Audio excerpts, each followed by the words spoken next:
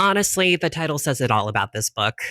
Hello, and welcome back to another book review. And today I'm going to be talking about The Hearth Witch's Guide to Magic and Murder by Kiri Callahan.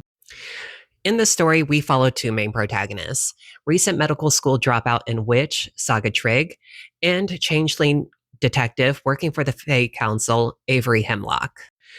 The two meet through a series of very unlikely coincidences.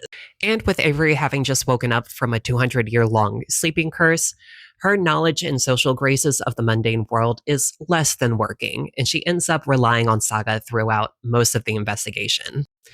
And as the murders seem to be getting closer and closer to Saga herself, Avery realizes just how much her new friend means to her.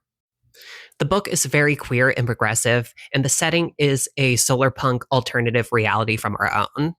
There's also a Rick Riordan style of world building to this book, where magic and science are the two sides of the same coin, and where every mythology has a sprinkle of truth to it. The book is really well researched, with a lot of the mythology and folklore being very accurate to the stories being told by the cultures that they come from. And the mysteries are very well executed, with the magic system being kind of soft but very fun. But the dynamic between Avery and Saga is the best part of the whole series. I love the way the two kind of bounce off of each other. The only thing that might take you out of the story is the author comes in every once in a while when a new creature is introduced or when a new language is used, where the author kind of comes in and explains it through like little footnotes that are verbalized and written down. At least in the audiobook, it comes in as a ding, and then the explanation comes forth.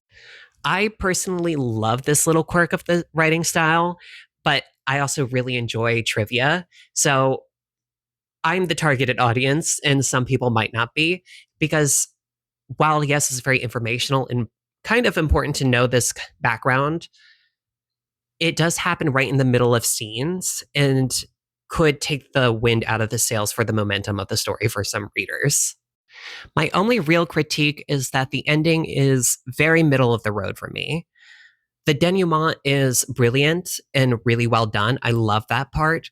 But how everything kind of wraps up at the end feels a little bit like a cop out.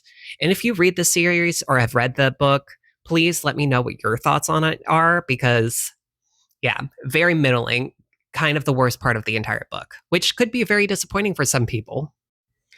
Anyways, I highly recommend this book for anybody who likes a nice queer romantasy and who wants something cozy and fun to read. But until then, I will finish this story later.